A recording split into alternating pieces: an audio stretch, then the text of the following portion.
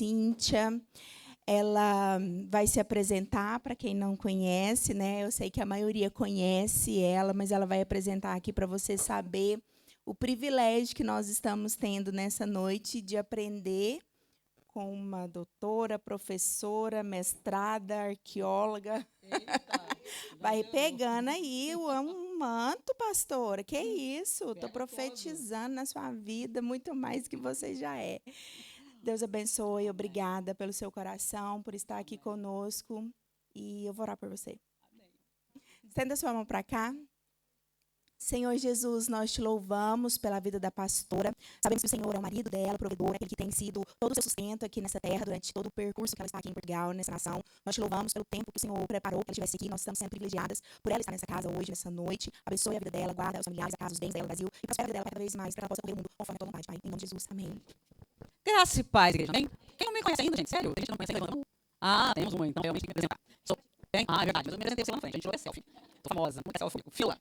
Eu sou a pastora Cíntia, eu sou pastora no Ministério Missionário de Quírios, lá no Brasil. Tenho um ministério próprio. Ele está muito voltado hoje para a itinerância, para campo missionário, para estar disponível para o Senhor, para estar viajando, ministrando, enfim, fazendo várias coisas que são promessas do Senhor há muitos anos na minha vida, que Ele já fez há muitos anos atrás. E a gente, às vezes, vocês sabem disso, a gente fica meio impaciente com o tempo que vai passando, né? Mas o Senhor é fiel, Ele cumpre cada uma das promessas que Ele nos faz. Posso ouvir um amém? Amém. Glória. Então, eu estou aqui em Portugal fazendo um restinho de um doutorado para me especializar melhor na minha tese de doutoramento, que já está praticamente fechada. Então, eu vim a Portugal para fazer esse up, né, essa cereja do bolo aqui, para que outros professores possam ver o trabalho de pesquisa do doutoramento e possam melhorar, para que a gente tenha, assim como todo cristão deve ser, excelência em tudo que faz. Amém, glória. Você nem precisa pedir para vocês falarem. Então nós precisamos realmente ter excelência em tudo que a gente faz. Então, essa pesquisa de doutorado e toda a minha vida estudando tem sido para melhorar para a obra do Senhor, para os meus alunos, para os meus familiares. Eu creio que nós precisamos estar cada dia trilhando um caminho melhor. Como Paulo fala lá, aos Tessalonicenses, que já era uma igreja muito boa, já era uma igreja profícua, trabalhadora, que ganhava outras pessoas também, evangelizava, dava conta de amar as pessoas, tudo isso aquela igreja fazia. E Paulo na carta ele escreve assim, eu quero que vocês abundeis ainda mais nisso. Ele nunca deixa um de nós sossegado no patamar. Alcancei um certo patamar, vou descansar. Não é aí que você tem que melhorar, porque ele fala, abundeis ainda mais, no amor, no trabalho, em tudo que nós temos que fazer. Então, crente, cristão, ele não pode ficar parado. Tem um ministério, melhore, tem algo para fazer, o Senhor faça com excelência, melhore, tem algo melhorar na nossa vida, como filhos, filhas, esposas,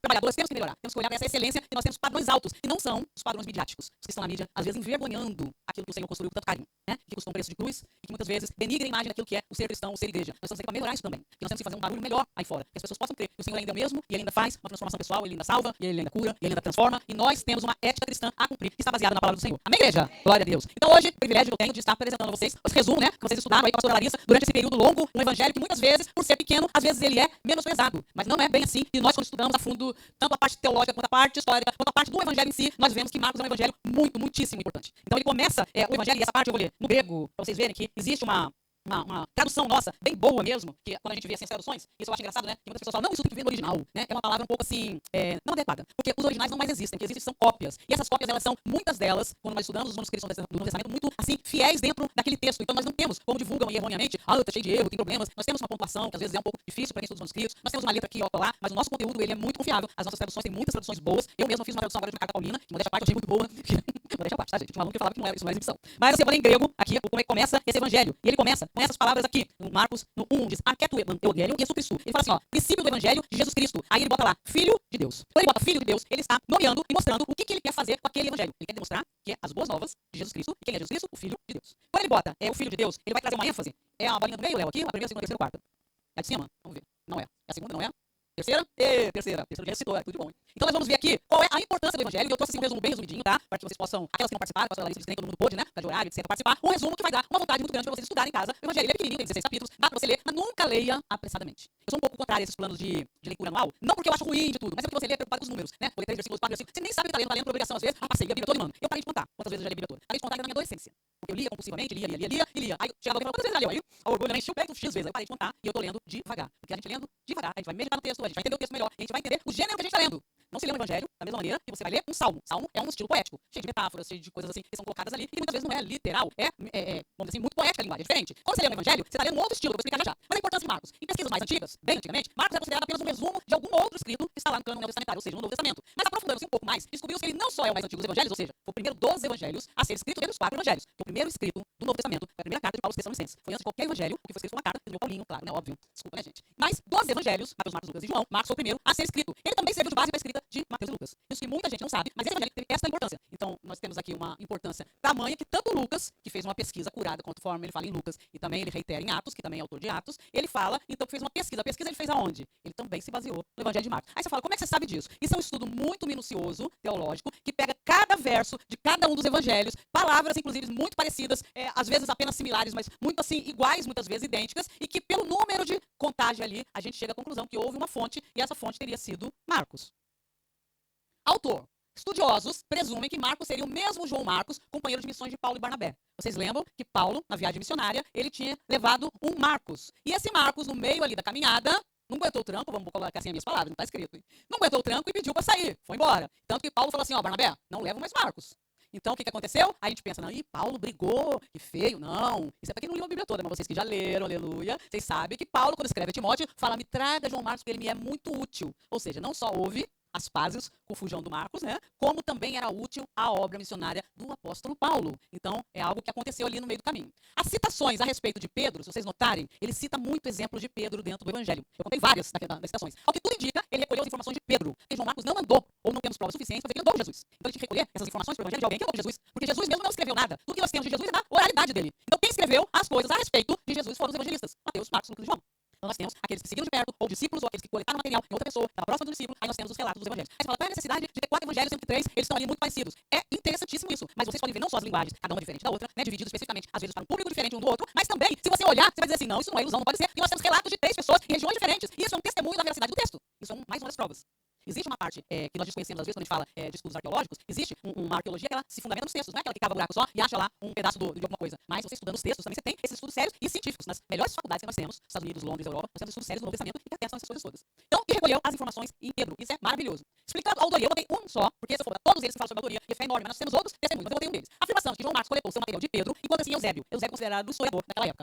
Posterior, né, mas ele fez o papel de historiador. O livro dele, História Eclesiástica, afirma que Papias é alguém que tinha contato, estudante de Policarpo, mas ele tinha contato com o apóstolo João. E ele bota assim, e o ancião disse isso também. Marcos, tendo se tornado o intérprete de Pedro, escreveu precisamente tudo que lembrara das coisas ditas e feitas pelo Senhor, mas não em ordem, pois nem ele ouvira o Senhor, nem o seguira. Mas posteriormente, como eu disse, Pedro adaptou seus ensinos às necessidades de seus ouvintes, mas não como se ele estivesse redigindo uma narração associada dos oráculos do Senhor. Assim, Marcos não cometeu nenhum engano ao registrar dessa forma algumas coisas exatamente como ele se lembrou delas, pois ele tomou todo cuidado para não omitir nada que ouvira e para não fazer nenhuma declaração falsa. Isso já estudos posteriores que trouxeram aí no livro de Eusébio, mais um testemunho. Nós temos outros daquela época, vai ficar enorme se eu falar, então nós vamos ficar com esse testemunho. A data, como é o evangelho mais antigo com relação aos outros evangelhos, a gente tem uma brigazinha aí com data, porque datas naquela época são muito difíceis de definir, são muito difíceis. Porque, por exemplo, nós temos datas da primeira carta de Paulo aos Tessalonicenses, tem autores que defendem 45, outros autores defendem 48, outros defendem 50, como eu. Mas a gente está baseado em quê? Em eventos daquela época, e que a gente faz ali a análise de que evento estava ocorrendo, para mais ou menos se encaixar naquele período. Então nós temos aqui por volta de 65, mas por que eu coloquei essa data? Porque em cotejamentos de outros trabalhos feitos, de todas as citações, etc., da época que ele estava em Roma, porque provavelmente ele escreveu em Roma, então ele teria essa data de 65, mas se você achar 69, 68, não tem nenhum problema. Naquela época tinha realmente uma brigazinha de datas. Então ele escreveu provavelmente em Roma, então ele também escreveu com vistas a escrever para os romanos. Mas é um evangelho para a igreja. Mas por que ele fala para os romanos? Mas a linguagem a qual ele utilizou. E a gente vai ver já já. Marcos também serve de fonte, como eu falei, para Mateus e Lucas. Não perca isso de foco. Porque a gente fala assim, evangelho pequenininho, Mateus muito maior, vamos dar importância. As cartas de Paulo são pequenininhas e são os primeiros documentos que nós temos no Novo Testamento. E são de um conteúdo extremamente importante para a igreja. E são conteúdos, inclusive, que nunca em outro escritor canônico foi dizendo, não, Paulo levou nisso, Paulo levou naquilo, a teologia não é essa, não é assim que se faz. Todos eles vêm colaborando, corroborando uns com os outros os ensinamentos. Tá claro aí? Tranquilo?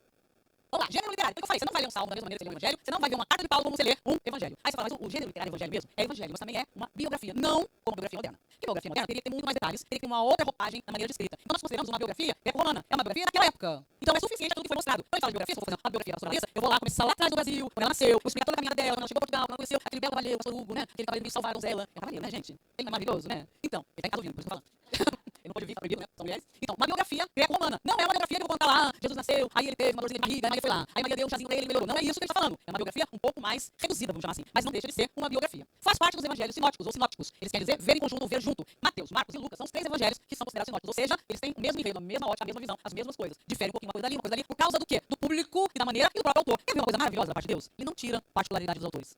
Não tem robô escrevendo. Não é a IA que escreveu, não é o ChatGPT, né? Não é o Gemini do Google. Quem escreveu foram pessoas, cada uma delas tem características. Então Deus não tira as particularidades de cada um. Às vezes a gente fala assim, mas Deus vai nos dar com esse tipo de personalidade. Ele vai te melhorar, né, mano? Porque a gente precisa melhorar, né, mano? Se Deus deixasse eu ser o que eu era antes, seria muito, entendeu? Então Deus me melhorou muito, entendeu? Deus me transformou aí de 180 graus e tal. Mas a gente tem evangelhos com o mesmo conteúdo, praticamente, mas de maneiras escritas diferentes.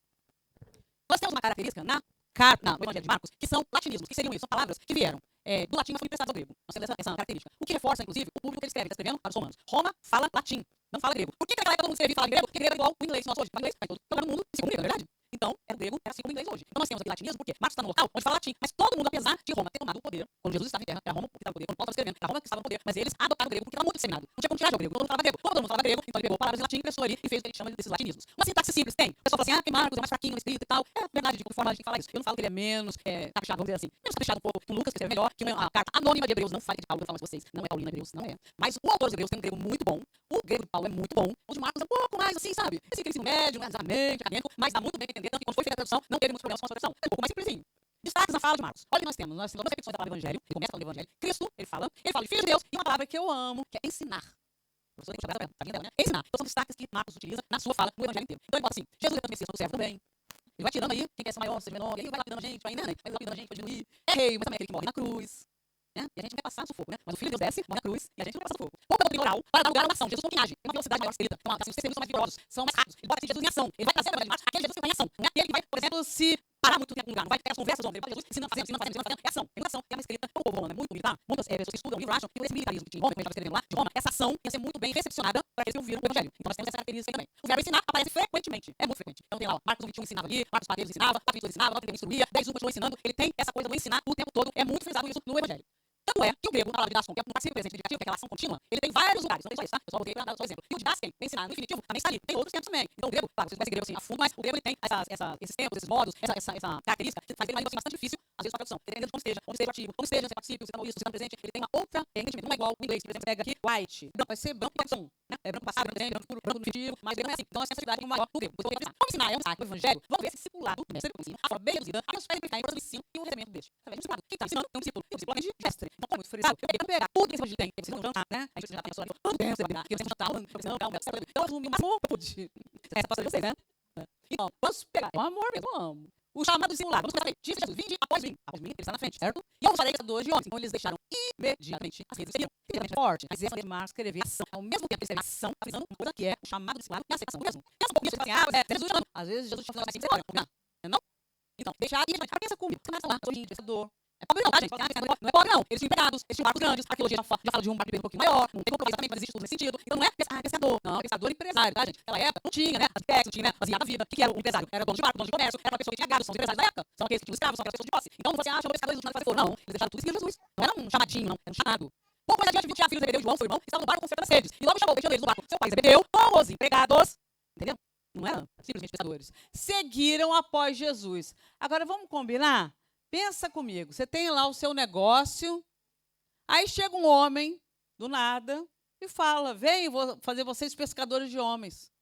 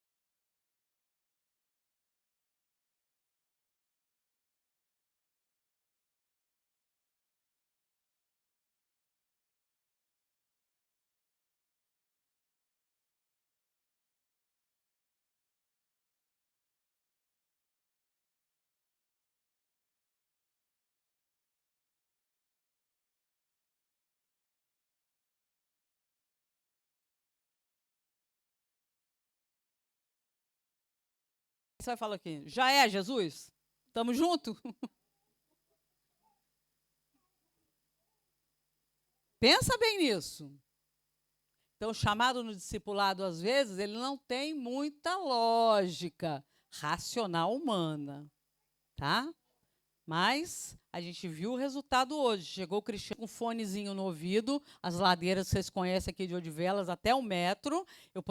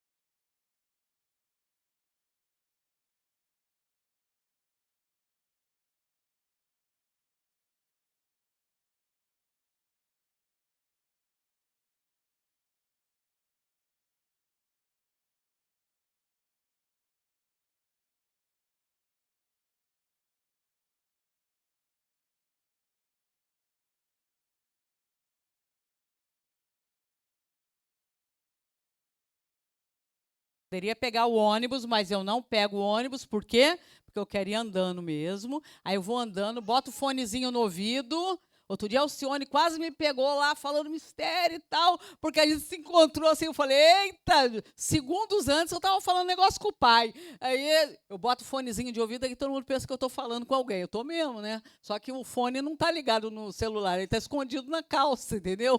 Não está conectado. Eu estou conectada lá em cima. Aí estou descendo, aí os velhinhos também já acostumaram de eu cumprimentar eles, né? Eu falei, Jesus, ó, vou cumprimentar ali rapidinho, e a gente vai falando e vai cumprimentando e vai fazendo o período de oração maior, porque não tem condição de vocês não orarem, de eu não orar, de cristão não orar, certo? Jesus orava. Outro exemplo que ele também ensina através do exemplo.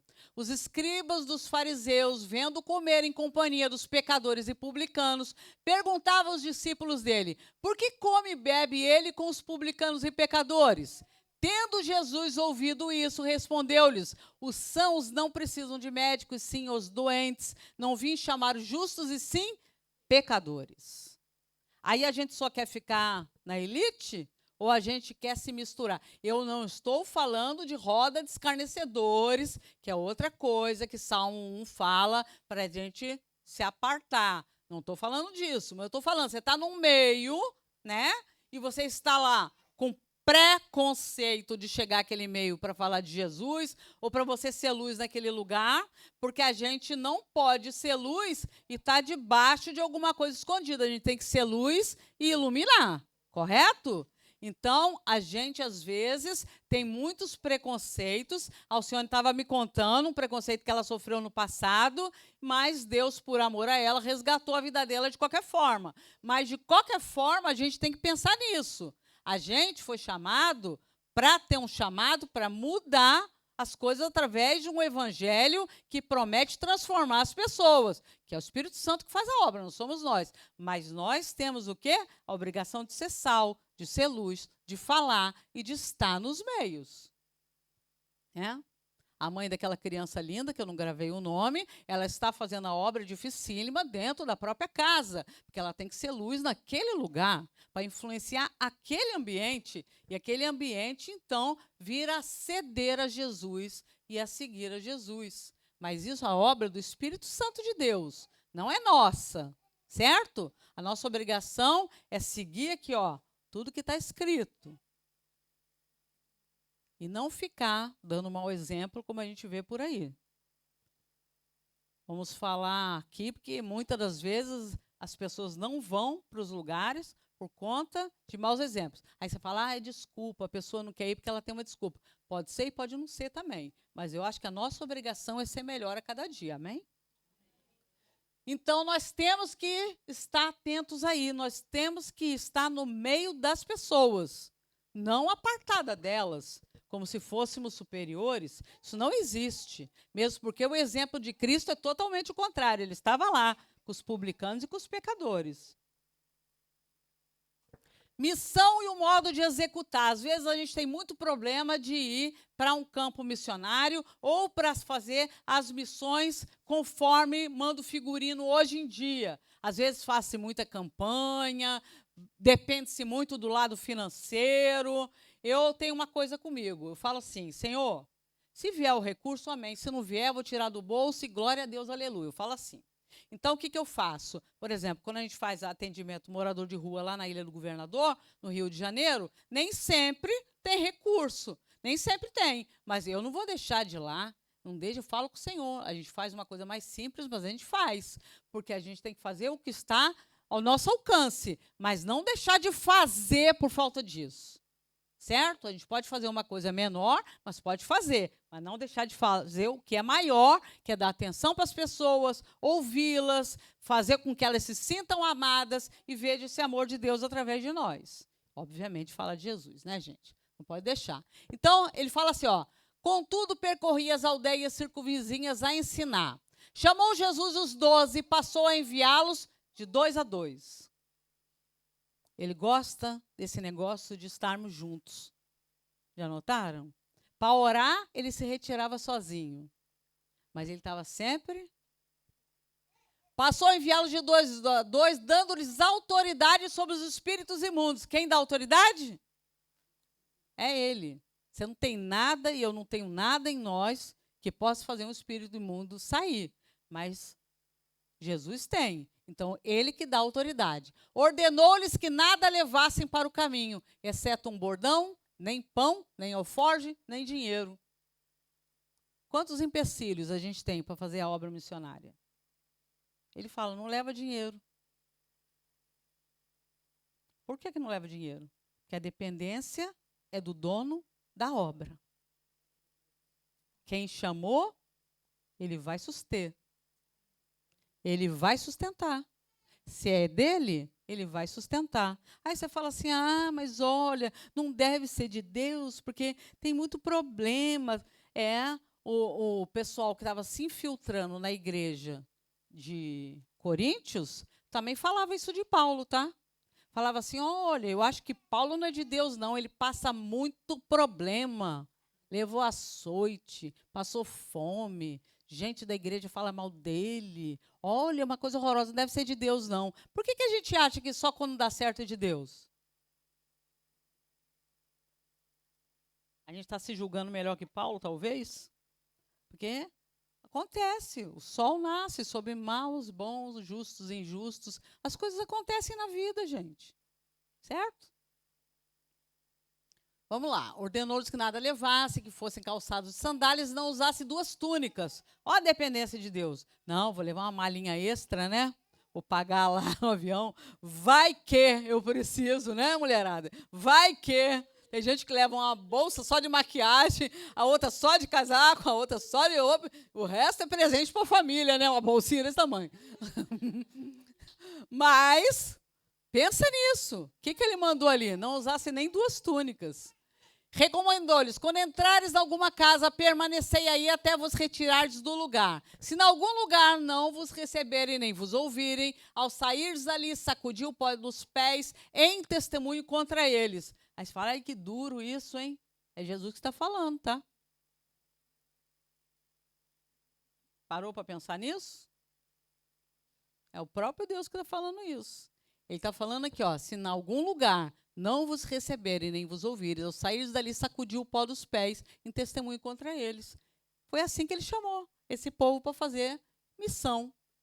E a gente hoje vê o quê? Campanha para o missionário. Aí faz aquela fila, né? Aí vem um com R$1, vem outro com R$2, com sabonete da Natura. Aí vem um com perfuminho. Ó, se você precisar, um anti-mosquito aí para você. Ah, eu vou te dar aqui um celular, aquele celular que você não quer mais, né? Aquele smartphone que nem liga. Ou para o missionário, né? E aqui, Jesus, a gente vê uma missão tão diferente. Eu fico com a impressão que a gente, às vezes, não faz como Deus quer, sabia? As missões. Eu tenho a impressão que a gente é muito dependente dos outros, às vezes, ao invés de ser dependente de Deus. A gente tem que ter mais fé. Amém, igreja? Vocês estão muito sérias, hein? A irmã lá fala que eu dou tapa. Ela fala assim, a gente apanha da senhora. Eu estou batendo forte, igreja? Pontuando as falhas, olha que interessante, não tem só vitória nesse evangelho, ó. Em Marcos 6, vê-se o quanto eles ainda não compreendiam. Ficaram assombrados e maravilhados quando viram Jesus andar sobre as águas. Não deveriam ter ficado. Eles já tinham visto outros milagres, inclusive pão se multiplicando. É um fantasma! Como assim um fantasma? Como o ser humano é difícil às vezes, né? Eles deviam ter ficado maravilhados. Eles já viram outros milagres. Mas, ó, pontuar falhas também é ensinar.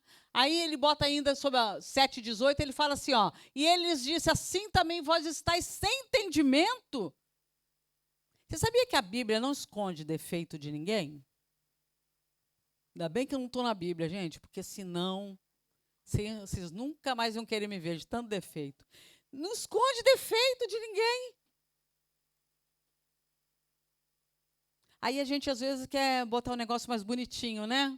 Ah, o príncipe casou com a princesa, aquele dorama interminável, né? O príncipe casou com a princesa e foram felizes para sempre. Aí o príncipe não tem dor de barriga, não tem diarreia, não tem nada disso, não tem cheiro ruim, não tem nada, né? Ninguém precisa tomar banho, ninguém tem CC, ninguém tem problema nenhum. Claro que existem problemas na vida. E claro que existe defeito nos discípulos, são homens. Iguais a nós. Todos nós temos defeito. Então, como nós temos defeito e nós temos essa vontade de melhorar, porque somos de Deus, né? Pelo menos, eu acho que a igreja aqui toda quer melhorar, amém?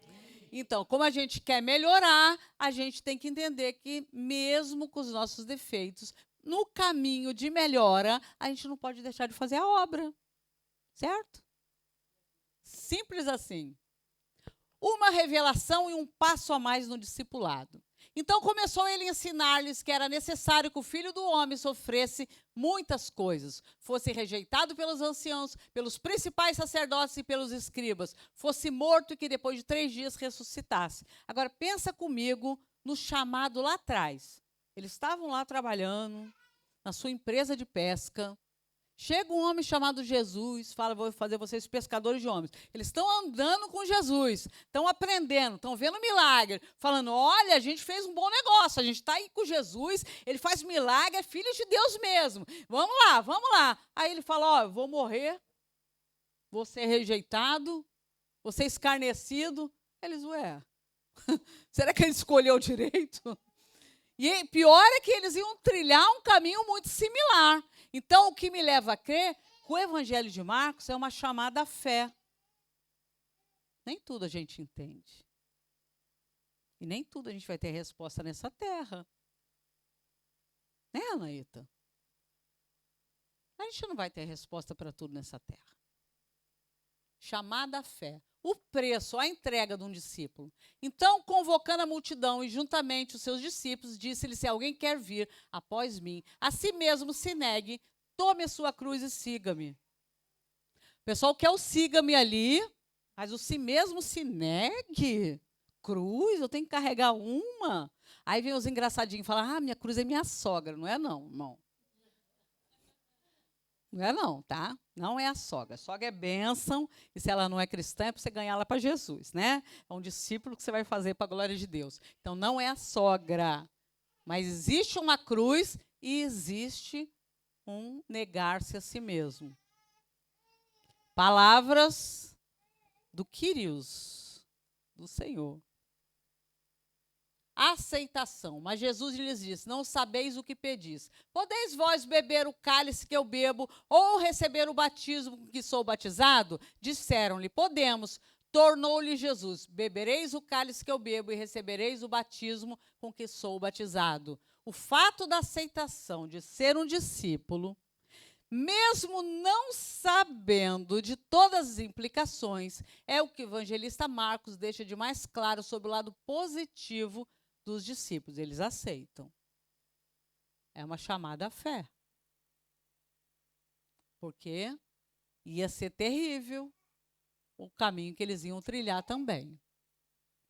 E aqui o versículo que a pastora Larissa ama, dos servos. Quem quiser tornar-se grande entre vós, será esse o que vos sirva. Quem quiser ser o primeiro entre vós, seja servo de todos. Pois o próprio Filho do Homem não veio para ser servido, mas para servir e dar a sua vida em resgate por muitos. Quer ser grande? Sirva. Quer ser o primeiro? Seja o servo de todos. Aí você fala, servo de quem? Da pastora Larissa, né? Presidente, serve de todos. Quando um está servindo o outro e servindo aí fora, nós estamos sendo servo de todos. A exemplo de Jesus, que deu a sua vida, ele não precisava fazer isso. Ele já não deu a vida, já não fez a gente lá, já não botou a gente na terra, não deu um monte de coisa gostosa para a gente comer, para a gente usufruir. O que ele tinha que mandar o filho ainda para morrer por nós? É muito amor. É muito amor. E a gente, às vezes, quer o quê? Ser grande e ser servido.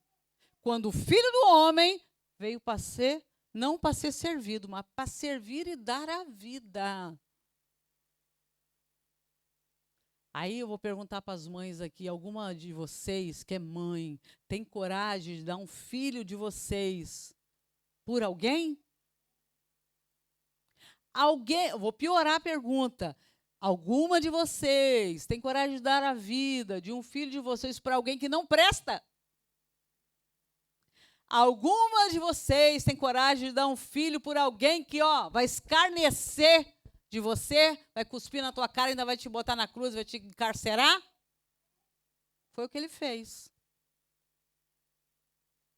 Por amor. O principal e o segundo ensinamento que ele fala. Ele fala, o principal esse aí é o Shema hebraico. Ouve, ó Israel, o Senhor nosso Deus é o único Senhor. Amarás, pois, o Senhor teu Deus. Como vai amar? Olha isso. De todo o teu coração, de toda a tua alma, de todo o teu entendimento e de toda a tua força. Ele tem que ser prioridade na nossa vida. O segundo é, amarás o teu próximo como a ti mesmo. Não há outro mandamento maior do que estes. Pega lá os 10, resume em 2. Aí você fala assim, mas não é pouco, não? Pensa comigo. Se você ama Deus de todo o teu coração, de toda a tua alma, de todo o teu entendimento, de toda a tua força, você ama, você prioriza Deus. Se você ama o teu próximo como a si mesmo, você não vai querer competir, você vai querer servir aquela pessoa. Você vai querer fazer as coisas para aquela pessoa. Você não vai ficar brigando, você não vai ter DR no teu casamento, porque você vai amar como é você mesmo. Muitas DR dos casamentos acabam aqui, tá? Porque quando chega, às vezes, uns casamentos difíceis lá para a gente tratar, aí a gente senta com o casal, às vezes a gente vê que existe muito orgulho de ambas as partes.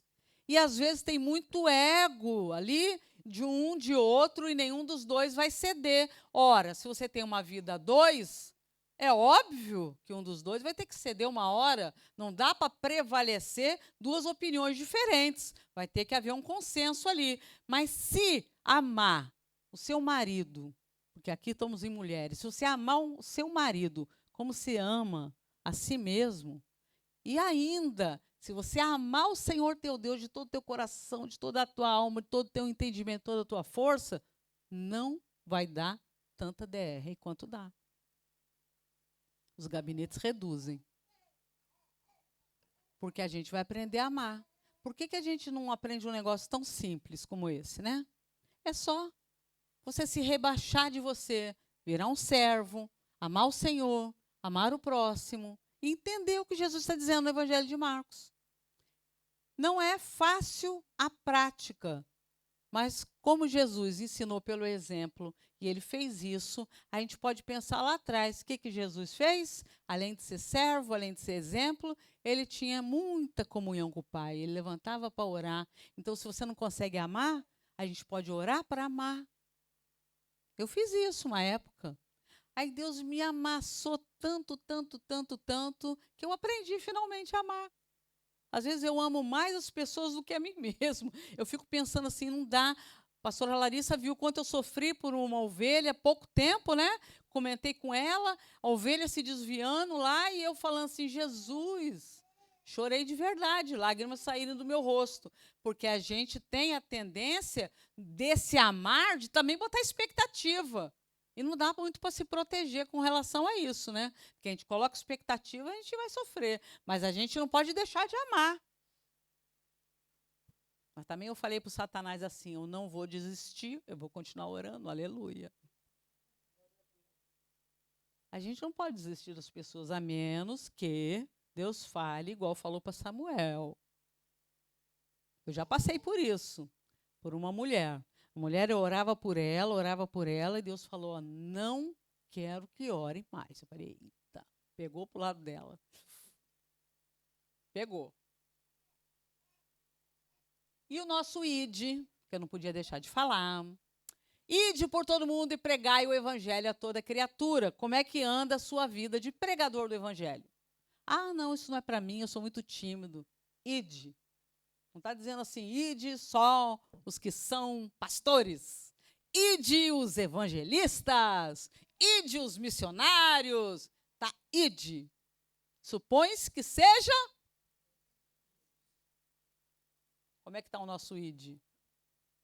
Vou falar o que eu já falei aqui. Depois a menina vai dizer que eu dou tapa. Vocês vieram aqui para Portugal para ganhar euro ou para falar de Jesus? Para ganhar euro ou para falar de Jesus? Tudo bem que euro é legalzinho, né? Mas falar de Jesus é melhor. Falei de Jesus para um ateu essa semana, gente. Foi muito engraçado. Não acredito em nada, não acredito em nada, não acredito em nada. Eu falei, você sabia que eu falei com Deus e ele falou um negócio comigo? Ele fala? Eu achei muito engraçado. Ateu. Aí eu falei assim mesmo, apontei, falei, tem uma fezinha aí dentro, tá curioso. Eu vou deixar de falar porque ele se declarou ateu? Eu não me intimido. E aqui eu fiz só um esboço, não vou passar, porque eu falei que a pastora Larissa que eu ia reduzir. Então tem um esboço aqui. Então o que eu vou fazer? Quem quiser e também quem tiver online quiser, esses slides eu vou passar para a pessoa. Eu não sei quantos estão ouvindo, se tem gente ouvindo, né? Tem.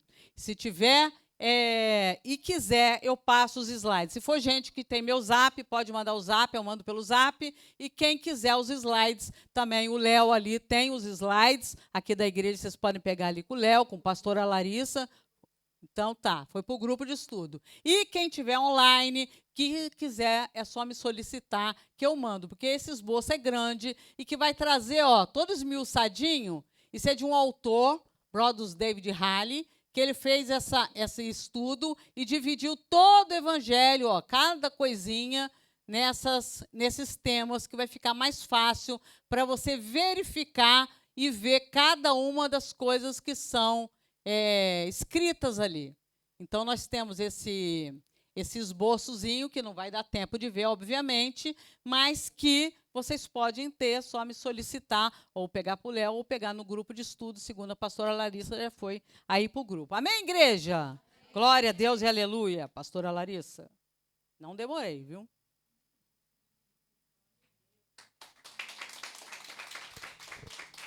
Amém, glória a Deus. Obrigada, pastora Cíntia. Que o Senhor abençoe, né, a vida da pastora. É realmente, são tantas riquezas que fica difícil da gente fazer em tão pouco tempo, né, pastora? Mas enquanto ela estiver aqui em Portugal, a gente vai espremer essa laranja aí e beber todo o suco. Nem que seja online.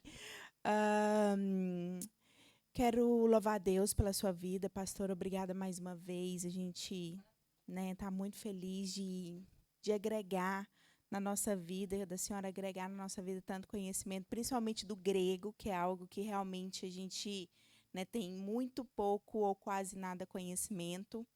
E vendo a senhora falando sempre, mencionando, agrega muito toda a forma como a gente estuda, como a gente vê as traduções, né? Sempre foi algo que a gente teve bastante cuidado, mas sabendo agora de mais detalhes, tudo é algo que a gente toma até mais cuidado ainda. Então, que o Senhor abençoe a tua vida, te use aqui em Portugal cada vez mais, que você possa ser essa flecha certeira nos corações. Eu sei que o Senhor tem grandes coisas para fazer aqui nessa nação e não só na Itália, em todos os lugares que a senhora pisar.